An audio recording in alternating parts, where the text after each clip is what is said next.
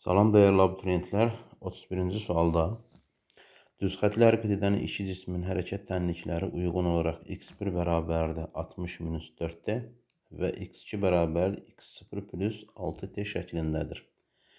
5-ci saniyənin sonunda bu cisimlər arasındakı məsafə, yəni x1 ilə x2 arasındakı məsafə 15 metr olmuşdur.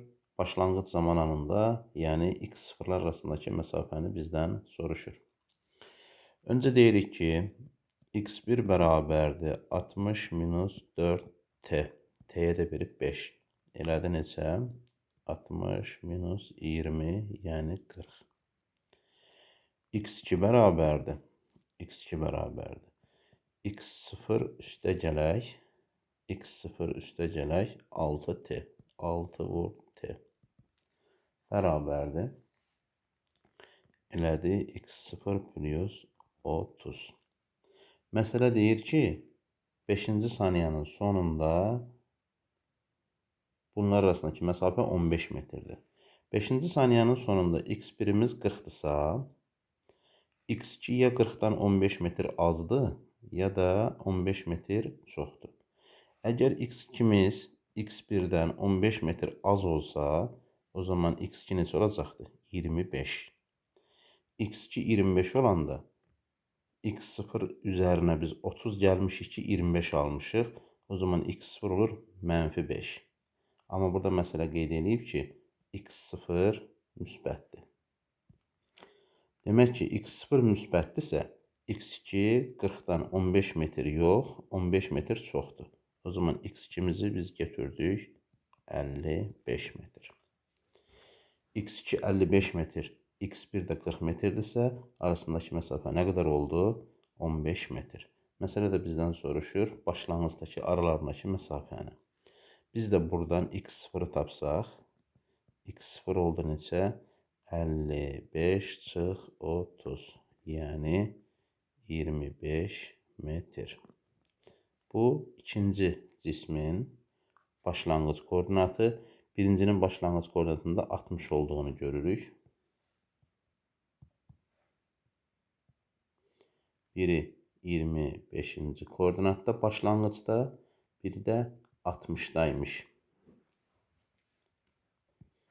Demək ki, başlanğıcda bunlar arasındakı məsafə 60 ilə 25 arasındakı məsafə. Yəni 60'dan 25'i çıxdıq, qaldı neçə? 35. Demək ki, doğru cavabımız oldu C bəndi. 32-ci sualda S yerdəyişmə vektorunun x, y oxları üzrə proyeksiyalarını və S və modulunu hesablayın. Baxırıq ki, S yerdəyişmə vektorunun başlanğıcından və sonundan x oxuna perpendikulyar çəkdik. X və x0'ı 3 nöqtəsinə düşdü. Bu deməkdir ki, bunun sx bərabərdir x minus x0'ı 0'dır. Başlanğıcından y oxuna perpendikulyar çəkdik, y0'ı 1. Sonundan y oxuna çəkdik, y-i 6'dır. Demək ki, bunun sy-i də y minus y0. Yəni 6 minus 1, 5'dir. S yerdəyişmə vektorunun modulu da bildiyimiz kimi sx kvadratı plus sy kvadratı. S yoxdursa elə bu sy-ə bərabərdir. Bu da oldu 5. Yəni sx-i 0, sy-i 5, S vektorunun modulu da 5. Uyğun cavab D bəndi olar. 33-cü sualda çevrə üzrə bərabər sürətlə hərəkət edən cisim 5 saniyə ərzində A nöqtəsindən B nöqtəsinə çatır. Yəni yarım çevrə gəlir sadə əqrəb istiqamətində. AB qövsünün uzunluğu 30 cm-dir. Yarım çevrədə 30 metr məsafə qət edibsə, cismin yer dəyişməyə görə orta sürətini bizdən soruşur. Biz də öncə deyirik ki, bunun yarım çevrəsi, yəni LAB qövsü çevrə uzunluğunun yarısı, yəni pi 30'dur. Məsələ piyə 3 verəndə R oldu 10 metr. Radiusu təyin elədik. Bizdən yer dəyişməyə görə orta sürət soruşur və orta yer dəyişməyə görə yer dəyişmənin zamana nisbəti. Baxırıq ki, A-dan B-yə gəlinən yer dəyişmə 2 radiusdur. 2 radiusa 10 metr tapmışıq. Məsafəni də məsələ zamanı da verib 5 saniyə. Bu deyir 4 metr bölünsün saniyə. Yəni C bəndi. 34-cü sualda 4 metr radiuslu çevrə üzrə bərabər sürətlə hərəkət edən maddi nöqtənin radius vektorunun dönmə bucağının zamandan asırlıq tənliyi fi bərabər 2t şəklindədir. Maddi nöqtənin mərkəzə qaçma təcilini hesablayın. Müqayisədən bilərik ki, bu fi bərabər omega t tənliyidir ki, omeganın qiymətinin 2 olduğunu gördük. Radiusu məsələ özü verib 4 metr. Bizdən mərkəzə qaçma təcilini soruşur. Biz də mərkəzə qaçma təcilinin omega kvadratı r ifadəsindən istifadə etsək, omega 2 vurulsun 4. Bu da eləyər neçə? 16 metr bölü saniyənin kvadratı. 35-ci sualda kütlələri M1 500 qram və M2 800 qram olan iki cisim qarşılıqlı təsiri zamanı birinci cismin ikinci cismə təsir qüvvəsi 0,4 Newton olarsa, qarşılıqlı təsir zamanı birinci cismin aldığı təcilin qiymətini hesablayın. Qarşılıqlı təsir o deməkdir ki, Newtonun 3-cü qanununa görə bu qüvvələr qiymətcə bərabər, istiqamətcə əksdir və hər ikisi 0,4 Newton qiymət alır. Biz də bilirik ki, F1 eyni zamanda M1A1-ə, F2 də M2A2-yə bərabərdir. Birinci cismin aldığı təcili bizdən soruşursa, A1 də olacaq 0,4 Newton bölünsün 500 qram, yəni 0,5 kiloqram. 4-ü də 5-ə böldük, elədir neçə? 0,8 metr bölü saniyənin kvadratı. 36-cı sualda üfüqi səth üzərində sükunətdə olan verilmiş kütləli cisim F qüvvəsinin təsiri ilə hərəkət etdirilir. Cismin təcilinin F qüvvəsindən asılılıq qrafikindən istifadə edərək onun kütləsini müəyyən edin. Baxırıq ki, bu cismi F qüvvəsi üfüqə bucaq altında dartdığından F qüvvəsinin burada iki qolu var. Biri Fx qoludur, biri Fy qoludur. Bilirik ki, Fy-nin vəzifəsi cismi səthdən uzaqlaşdırıb, reaksiyanın təzyiq qüvvəsini azaldan qoldur ki, burada sürtünmə nəzərə alınmadığından bu bizə lazım olmur. Fx isə cismi üfüqi müstəvidə dartıb, ona dartı qüvvəsi verəndir. Yəni, buradan biz MA bərabərdir, F dartıcıq, F sürtünmə yaza bilərik. İndi sürtünmə nəzərə alınmır. Demək ki, bizim dartı qüvvəsi elə Fx-ə, o da bildiyimiz kimi F kosinus alfaya bərabərdir. Məsələ bizdən soruşur kütləni. Bizə deyərik ki, kütlə F kosinus alfa bölünsün M-ə bərabər olar. Demək, qüvvəni verib 50, kosinus alfa 0,8, kütlə də, üzr istəyirəm, burada təcil olmalıdır. Təcil də 2 olduğunu görürük. 0,0 getdi, 5, 8, 40. 40-ı da 2-yə böldük, olar 20 kiloqram B bəndi.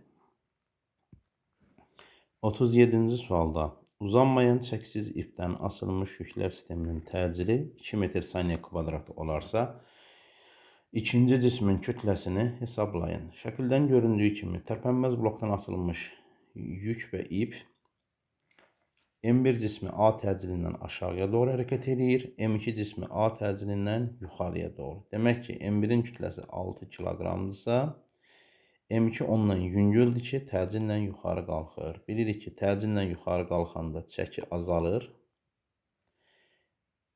çəki artır. Təcillə aşağı düşəndə isə çəki azalır və ipin bu nöqtəsindəki çəki, bu nöqtəsindəki çəkiyə və ya eyni zamanda gərilmələr bərabərdir. Biz də deyərik ki, M2 J plus A bərabərdir M1 J minus A. Yəni, M2 10 plus 2 bərabərdir M1 10 minus 2. Buradan M2 bərabərdir. 8, 6, 48. Burada oldu 12. Böldük, elədi nə qədər? 4 kiloqram. Yəni C bəndi. 38-ci sualda əvəzləyici qüvvənin sabit qiymətində cismin aldığı təcilin onun kütləsindən asılı qrafiki hansıdır? Bilirik ki, əvəzləyici qüvvə MA düsturu ilə hesablanır. Buradan A-nı tapsaq, daha doğrusu, hətta A-nı tapsaq, A bərabərdir F əvəzləyici böl M. Məsələnin şərtinə görə əvəzləyici qüvvə sabit. Əvəzləyicinin sabit qiymətində AM-dən tərs mütənasib asılı. 39-cu sualda iki eyni kütləli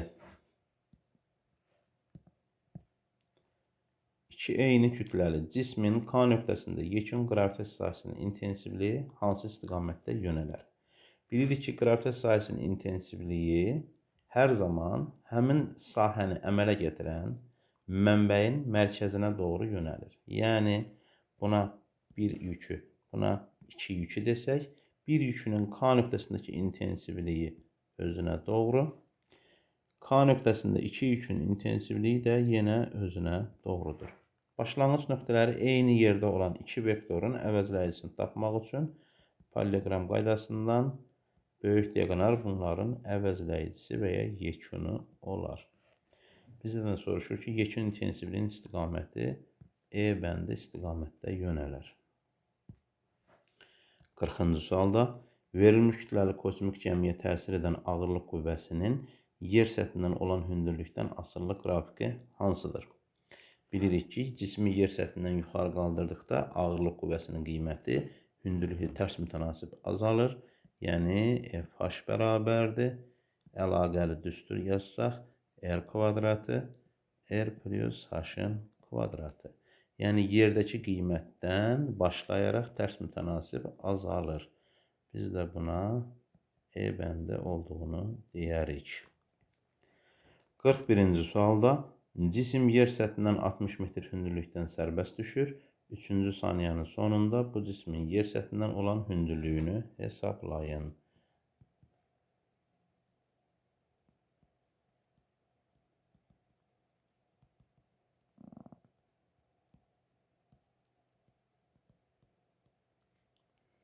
Bilirik ki, sərbəst düşənin düşmə hündürlüyü H bərabərdir JT kvadrat böl 2, J böl 2-yə 5 desək, 3-cü saniyənin sonunda 3-ün kvadratı nə qədər getdi? 9, 5, 45 metr. 3-cü saniyənin sonunda bu cisim buraya qədər 45 metr gəlib.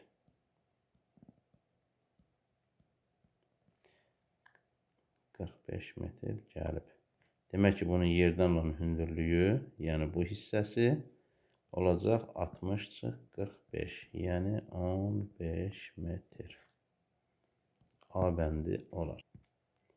42-ci sualda yer səthində sərbəst düşmə təcili hansı ifadə ilə təyin olunur? Bilirik ki, yer səthindəki sərbəst düşmə təcili J0 desək, J0 bərabər JM böl R kvadratı, yəni D bəndi olar. 43-cü sualda iki maddi nöqtə arasındakı məsafəni 2 dəfə azaltdıqda onlar arasındakı cazibə qüvvəsinin modulu necə dəyişər? Ümumdünya cazibə qanunun ifadəsinə əsasən J M1 M2 böl R kvadratı. Məsələni deyir ki, məsafəni 2 dəfə azaltdıq. Məsafəni 2 dəfə azaltsaq, kvadratik olduğu üçün kəsirin qiyməti 4 dəfə artar. 44-cü sualda yer səthindən şaqıl yuxarı atılmış cismin koordinatının zamanla asılı qrafiki verilmişdir. 1, 2 və 3 nöqtələrinə uyğun sürətin qiymətləri arasında hansı ifadə doğrudur? Bilirik ki, şaqıl yuxarı atılmış cisim V bərabərdir V0 minus JT ifadəsi ilə bərabər yavaşlayan hərəkət edir. Baxırıq ki, 1 və 3 nöqtələrində cismin yerdən olan hündürlükləri eynidir. Havanın müqavimət qüvvəsi nəzərə alınmayanda həmin hündürlüklərdə cisimlərin sürətləri bərabər olmalıdır. Cisim şaqılı yuxarı yavaşayan gedir. Trayektoriyanın ən yüksək nöqtəsində biz bu nöqtəyə h maksimal deyirik. H maksimal nöqtəsində son sürət 0 olur. Demək ki, 2 nöqtəsində sürəti 0-a bərabərdir. V1 bərabər V3-ə, V2 də 0 olacaq E bəndi. 45-ci sualda verilmiş fiziki kəmiyyətlərdən hansının BSD vahidi Newtondur? Bilirik ki, sürət metr böl saniyə, təcildə metr böl saniyə kvadratı, kütlə kiloqram, sərtlik Newton bölünsün metrə bərabərdir. Çəkinin vahidi isə olacaq 1 Newton. 46-cı sualda sərtliyi 600 Newton bölü metr olan çəkisiz yayın yüksüz və yüklə birlikdə vəziyyətləri təsvir edilmişdir. Tarazlıqda olan sıxılmış yayın üzərindəki cismin kütləsi 3 kiloqram olarsa, yayın uzunluğunu, yəni başlanğıc uzunluğunu bizdən soruşur. Demək ki, yay üzərində olan bu cismin ağırlıq qüvvəsi ilə deformasiya zamanı yaranan elastik qüvvəsi tarazlaşır. Tarazlıq şərtindən deyə bilərik ki, mg bərabərdir F elastik, o da olacaq K delta L. Buradan tapa bilərik ki, delta L bərabərdir mg bölünsün K. 600. Sıfırlar getdi, qaldı 1 böl 20 metr. Yəni 0,05 metr. Cavablarda santimetr görürüksə, çevirsək eləyəcək 5 santimetr. Delta elimiz 5 santimetrdir. Baxırıq ki, yük qoyulanda bunun son uzunluğu 20 santimetrdir. Bilirik ki, delta L bərabərdir L minus L0. Delta L 5, L-i bilmirik, daha doğrusu bilirik.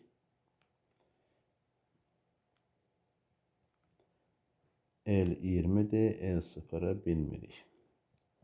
Buradan tapdıq ki, L0 olar nə qədər? Sıxıldığı üçün 25 santimetr. Mənfisi nəzərə almaqla. 47-ci sualda mail müstəvi üzərində sükunətdə olan cismə təsir edən ağırlıq qüvvəsinin və dayağın reaksiya qüvvəsinin istiqamətini bizdən soruşur. Bilirik ki, ağırlıq qüvvəsi həmişə yerin mərkəzinə doğru sətə perpendikulyar, üfüqi sətə. 4 istiqamətdən, demək ki, ağırlığın 4 olduğu C-də var, D-də var. Bu ağırlığın 2 qolu var idi ki, biri cismi sətə sıxır. Biz 5-ə perpendikulyar qol, 3-ə isə cismi aşağı sürüşdürən paralel qol demişdik. Perpendikulyar qol cismi sətə sıxanda əks təsir reaksiya idi. Reaksiyada gördüyümüz kimi 2 istiqamətdədir. Demək ki, uyğun cavabımız olacaq D bəndi. 48-ci sualda kiçik deformasiyalarda elastiklik qüvvəsinin yayın uzanmadan asılı qrafiki verilmişdir. Hansı nöqtə yayın sərtliyinin ən kiçik qiymətinə uyğundur? Bilirik ki, K, F elastik bölünsün X-dir. Fiziki mənasında K, F-dən və X-dən asılı deyil.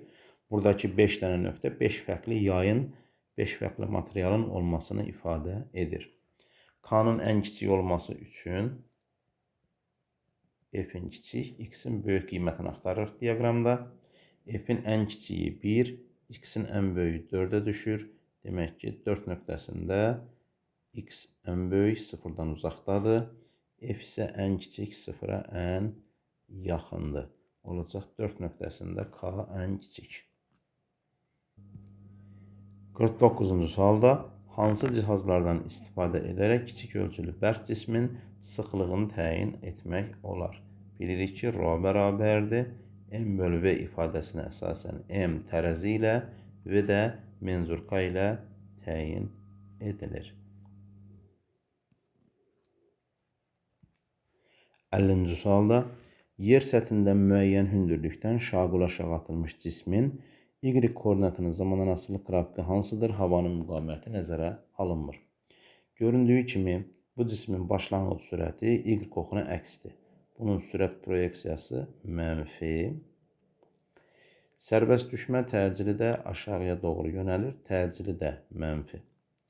Təcili mənfi olduğuna görə parabolanın ağzı aşağı olmalıdır. Baxırıq ki, parabolanın ağzı aşağı C bəndində var, E bəndində var. Digər bəndləri çıxdıq. Bunun eyni zamanda sürəti də mənfi olmalıdır. Demək ki, son koordinat başlanğıcdan kiçik olmalıdır. Baxırıq ki, son koordinatı 0, başlanğıcdan kiçikdir. Yəni, uyğun variant E bəndi olacaq. Qısacası, y bərabərdir. Y0 minus V0t minus gt kvadratı bölü 2 ifadəsinə əsasən şaqul-aşağı atılmış cismin koordinat zaman qrafiki E bəndi olar.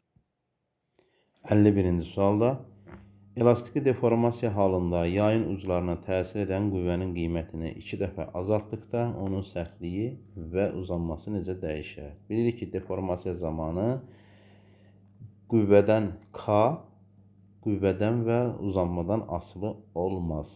Yəni, K həndəsi ölçülərdən və materialın növündən asılıdır. O zaman F-i dəyişməklə biz K-nı dəyişə bilmirik. Baxırıq. A və B bəndlərində var. Bizə deyərik ki, mütləq uzanma x bərabərdir. F bölünsün K. K sabitdir.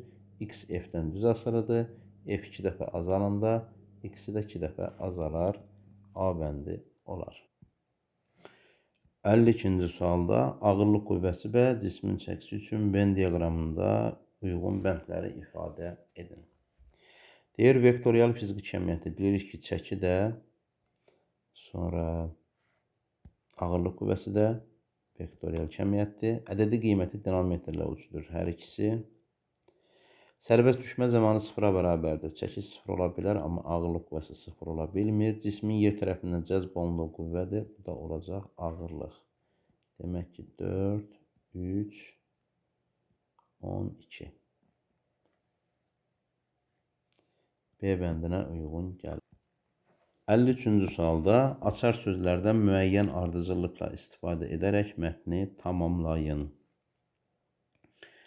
Çevrə üzrə hərəkət edən maddi nöqtənin vahid zamandakı dövrlərin sayıdır. Bilirik ki, kiçik m bərabər m böl t-yə görə zaman 1 olanda dövrlərin sayına bərabər olan kəmiyyət dövr etmə tezliyi olur. Yəni, bura uyğun gələcək 3.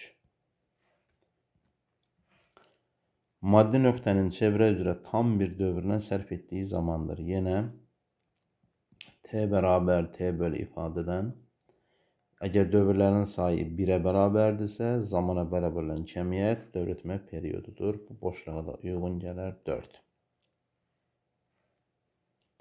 Dönmə bucağının bu dönməyə sərf olunan zamana nisbəti, yəni fi böl t. Bu da nə olar? Omega. Demək ki, bu boşluqda uyğun gələcək 2. Maddi nöqtənin çevrə üzrə hərəkət sürətinin moduluna deyilir. Bu da olar xətti sürət 1. Yəni, ardıcıllıq 3, 4, 2, 1 kimi olar. 54-cü sualda düz xətlə hərəkət edən verilmiş kütləli cismin yol zaman tənliyi verilib. Cismə təsir edən əvəzləyici qüvvənin 40 Newton olduğunu bilərək cismin kütləsini kiloqram ilə ifadə edin. S bərabərdir 4t kvadratı. Demək ki, bu başlanğıc sürəti olmayan hal üçün S bərabərdir AT kvadratı bölü 2 düsturuna uyğun gəlir. Buradan baxırıq ki, müqayisədən A oldu 8. Əvəzləyici qüvvənin düsturundan M bərabərdir F əvəzləyici bölü A. Əvəzləyici qüvvəmiz 40 Newton, təcili oldu 8, kütləsi olar 5 kiloqram. 55-ci sualda ipdən asılmış cisim şaquli istiqamətdə yuxarıya doğru bərabər təcillə qaldırılır. İpdə yaranan gərilmə qüvvəsi ağırlıq qüvvəsindən 1,2 dəfə böyük olarsa,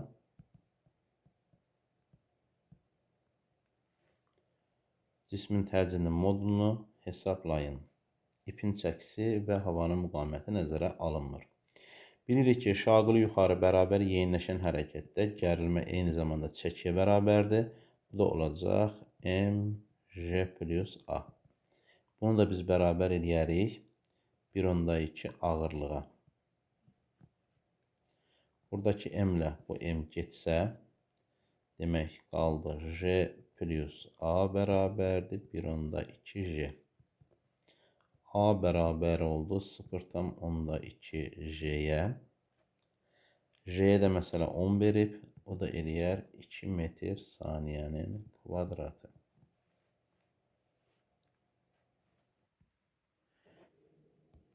Əlli altıncı sualda düz xətlə hərəkət edən cismin sürətinin modulunun zamandan asılılıq qrafiki verilmişdir. 1 və 2 nöqtələrinə uyğun cismin sürətinin və cismə təsir edən əvəzləyici qüvvənin modulları arasında hansı münasibət doğrudur? Soruşulanlardan biri sürətdir. Verilmiş nöqtələrdən V oxuna perpendikulyar çəkməklə müqayisə etsək, baxırıq ki, bir nöqtəsinin ədədi qiyməti 2-dən daha böyükdür. V1 böyükdür V2.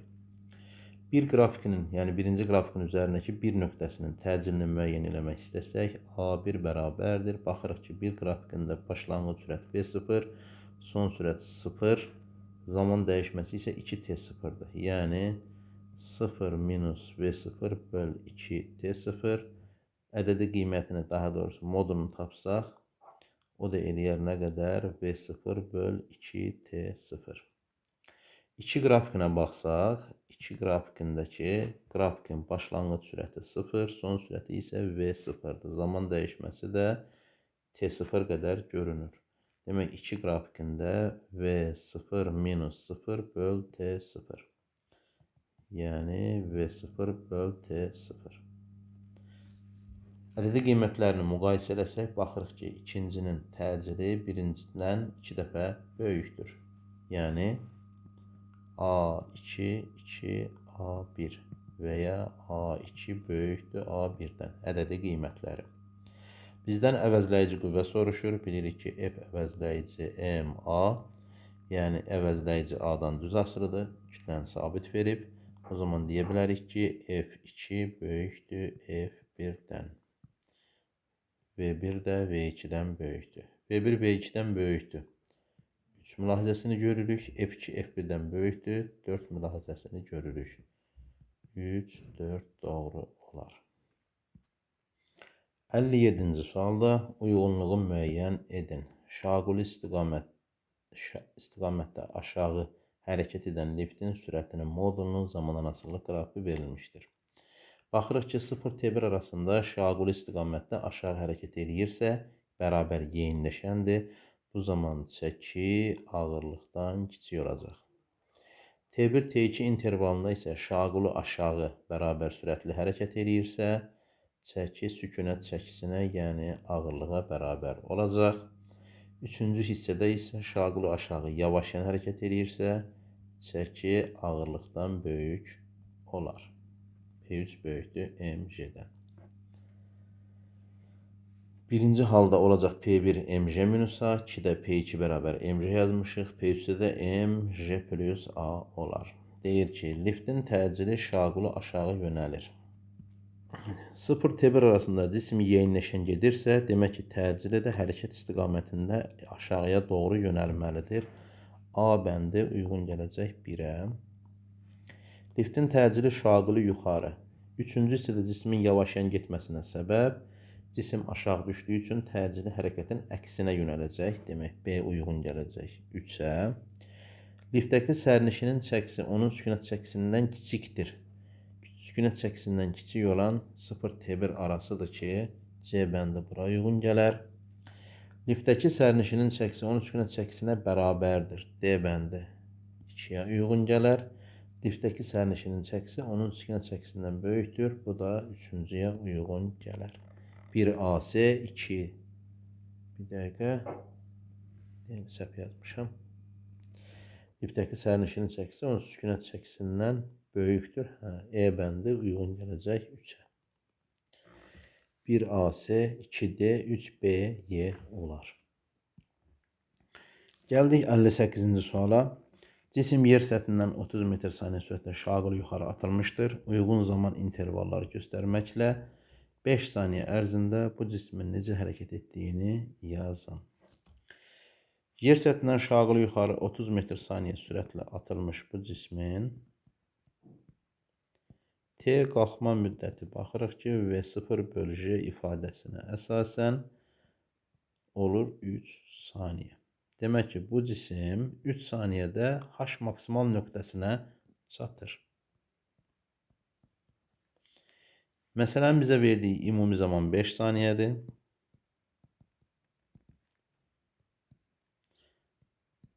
Bu cisim 3 saniyə H maksimala çatıbsa, havanın müqavimət qüvvəsi nəzərə alınmayanda bunun T uçuşu 6 saniyə olmalıdır. Yəni 3 saniyə yuxarı qalxıb 3 saniyədə yerə düşməlidir. Demək bu cisim V bərabərdir V0 minus JT ifadəsi ilə yazsaq 30 minus 10 vurulsun 5 olacaq mənfi 20. Yəni 3 saniyə qalxdı H maksimala, orada ani dayandı, son sürət 0 oldu.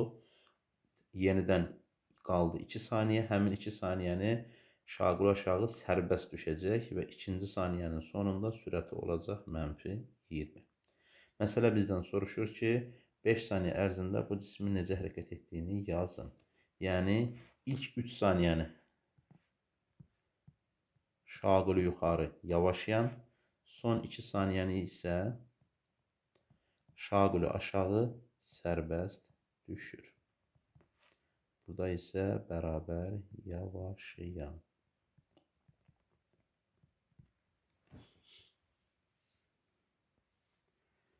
59-cu sualda 50 cm uzunluqlu çəksiz ipin ucuna kütləsi 100 qram olan cisim bağlanmışdır. Cisim şaqıl müstəvidə fırladılaraq çevrə üzrə 3 metr saniyə sürətlə bərabər sürətlə hərəkət etdirilir. Trayektoriyanın ən aşağı nöqtəsindən keçən anda ipdə yaranan gərilmə qüvvəsinin modulunu hesablayın. Bilirik ki, bu nöqtədə bunun ağırlığı aşağıya doğrudur.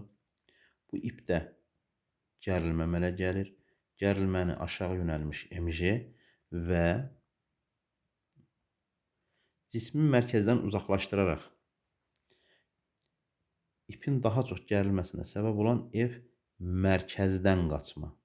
Mərkəzə qaçma yox, mərkəzdən qaçma qüvvəsi. Bu vəziyyətdə gərilməyə səbəb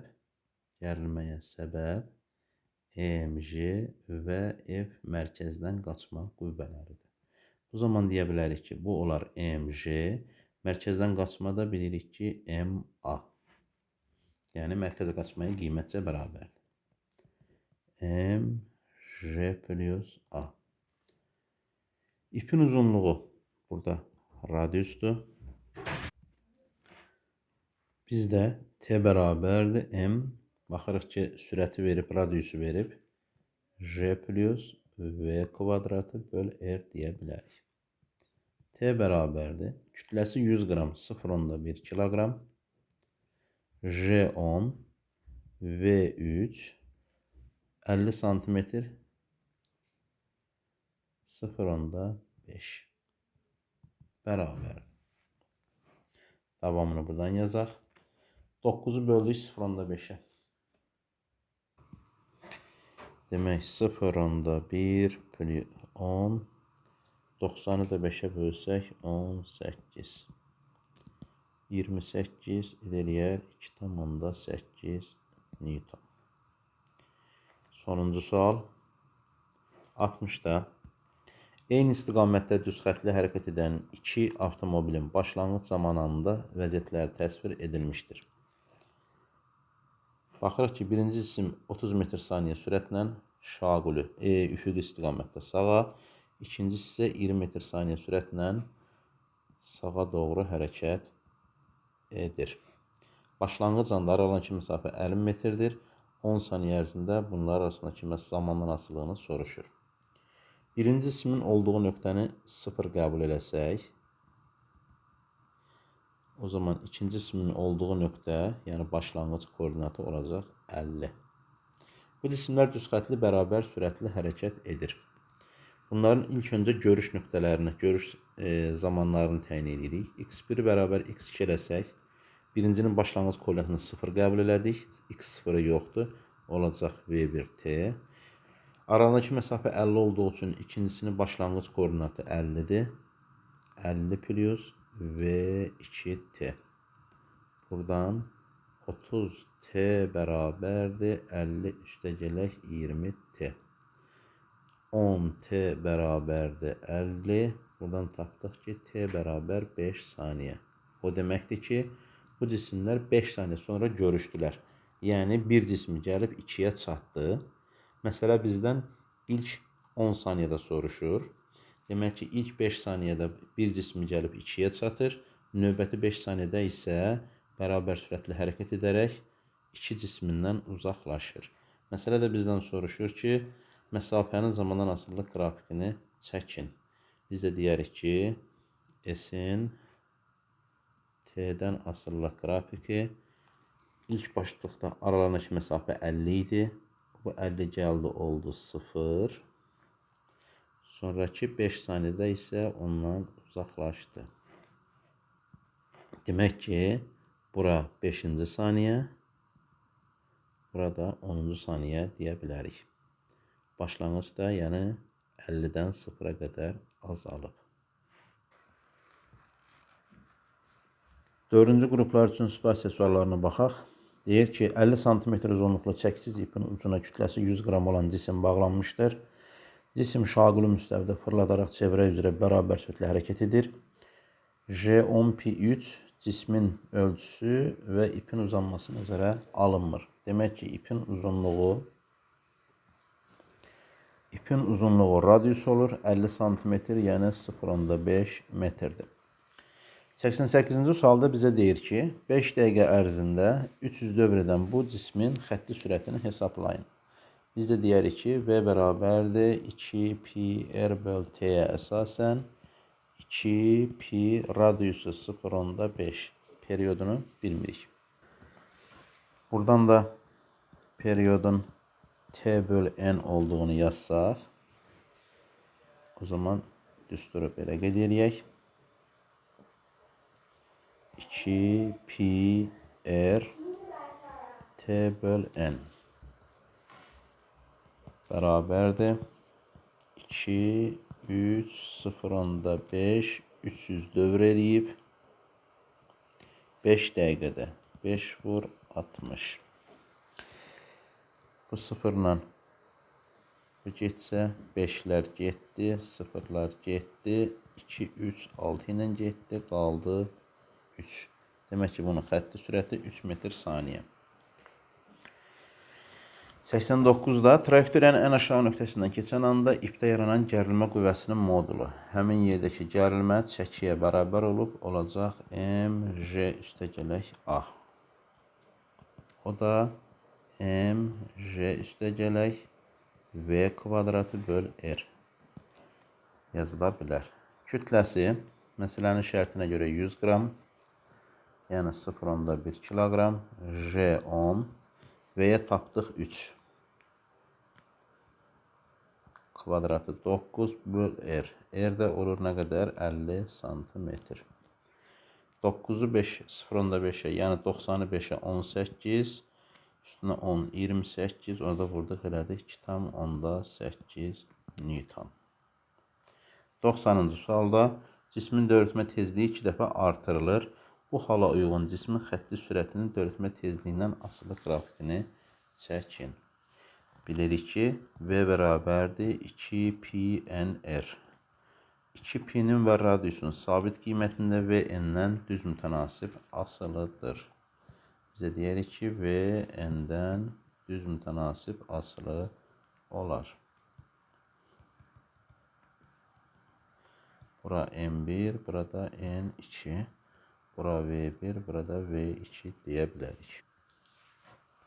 Yuxarıdakı qiymətlərə əsasən N bərabər M böl T ifadəsindən dövrlər sayı 300, 5 dəqiqə, 5 vur 60. Demək tezliyi 1 imiş. Həmin zaman tezliyə uyğun M1'ə biz 1 desək, tezliyi 2 dəfə artırılanda N2 də olur neçə? 2. V1'e biz bayaq 3 tapmışdıq. 2 dəfə artanda olacaq 6.